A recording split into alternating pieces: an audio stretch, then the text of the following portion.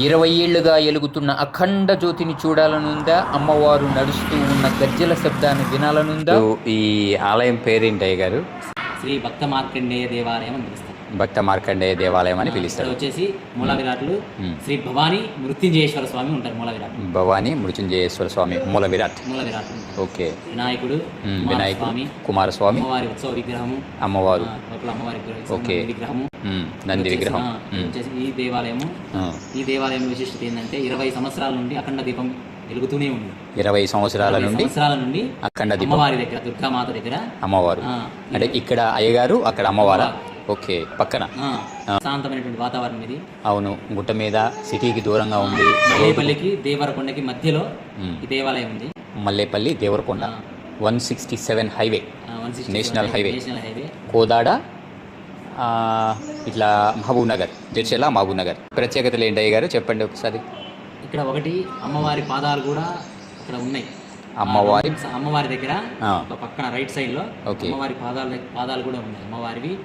తర్వాత వచ్చేసి ఇక్కడ అఖండ దీపం కూడా 20 సంవత్సరాల నుంచి వెలుగుతుంది. అఖండ దీపం. మరొక విషయం ఏంటంటే ఇక్కడ వచ్చిన భక్తులు ప్రతి ఒక్కరు కూడా సంతానము, సాఫల్యత, అష్టైశ్వర్యాలు, భోగభాగ్యాలు అన్ని కూడా ఖచ్చితంగా ఇక్కడికి వస్తే మాత్రం కలుగుతుంటాయి.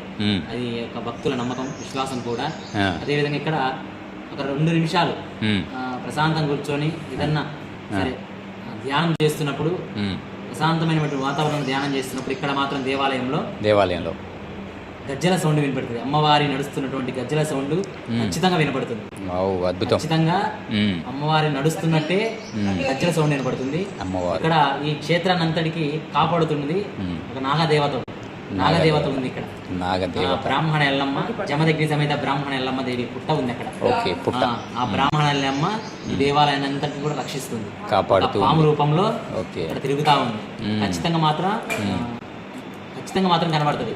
పుట్ట దగ్గర ఖచ్చితంగా ఉంది కూడా పాము. అంటే నిష్టగా, ప్రశాంతంగా అనుకొని ధ్యానం చేసుకున్న వాళ్ళు కానీ, నమస్కారం చేసుకున్న వాళ్ళకి కానీ గజ్జల సౌండ్ ఖచ్చితంగా వినపడుతుంది. ఖచ్చితంగా. అంటే ధ్యానంలో 1-2 నిమిషాల పాటు ధ్యానంలో ఉంటే మనం ప్రశాంతంగా ఎప్పుడైతే ఉంటామో మన నుదుటిపైన కేంద్రీకరించి మన మనసుని ఆ పరమేశ్వరిని తలచుకొని ధ్యానం చేస్తుంటే ఖచ్చితంగా అమ్మవారు గజ్జల సౌండ్ నడుచుకుంటా వెళ్తున్నట్టు, తిరుగుతున్నట్టు మాత్రం మనకు అద్భుతం అండి.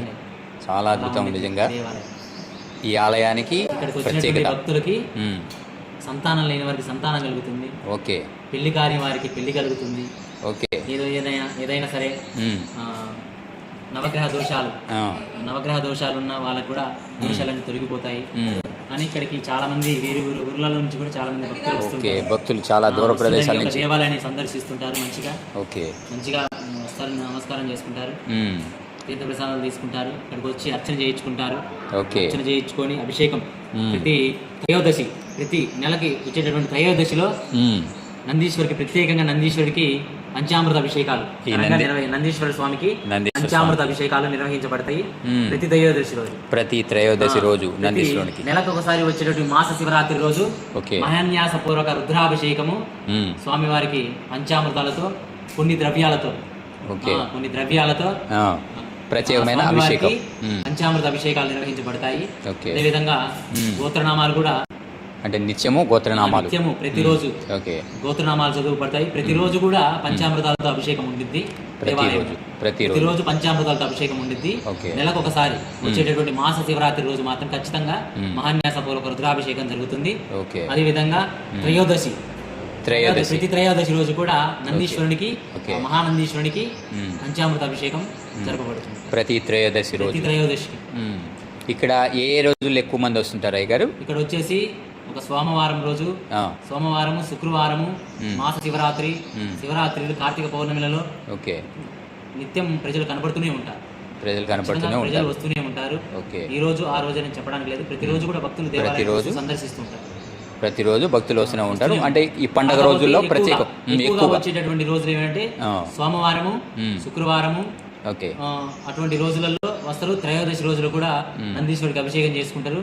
మాస శివరాత్రి రోజు కూడా శివుడికి మహా అభిషేకం చేసి పవర్ఫుల్ సాక్షాత్తు ఆ పరమేశ్వరుడే ఇక్కడ కొలువై స్వామివారిని చూస్తున్నాం మనం ఇప్పుడు. అమ్మవారు వెనుక. ఇక్కడికి వస్తే వాళ్ళ కష్టాలన్నీ కూడా నెరవేరుతాయి. ఓకే. ఇక్కడికి వస్తే వాళ్ళు అనుకున్న కోరికలు కూడా నెరవేరుతాయి. అనుకున్న కోరికలన్నీ కూడా నెరవేరాలి అనుకుంటే ఇక్కడికి వచ్చి ఖచ్చితంగా స్వామివారిని దర్శించుకోవడం వలన, పంచామృత అభిషేకాలు చేసుకోవడం వలన, అమ్మవారి కుంకుమార్చనలో ప్రతి శుక్రవారం అమ్మవారి వీక్లీ వచ్చేటటువంటి శుక్రవారం ఫ్రైడే రోజు ఖచ్చితంగా ప్రతి శుక్రవారం ఇక్కడ కుంకుమార్చన జరపబడుతుంది. ప్రతి శుక్రవారం కుంకుమార్చన జరపబడుతుంది. మహిళలు కూడా ప్రతి శుక్రవారం 50-60 మంది మహిళలు కూడా వచ్చి కుంకుమార్చనలో పాల్గొంటారు.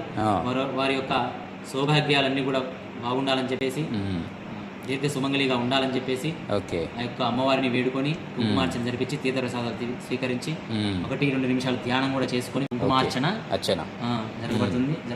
ప్రతి శుక్రవారం కుంకుమార్చన జరపబడుతుంది.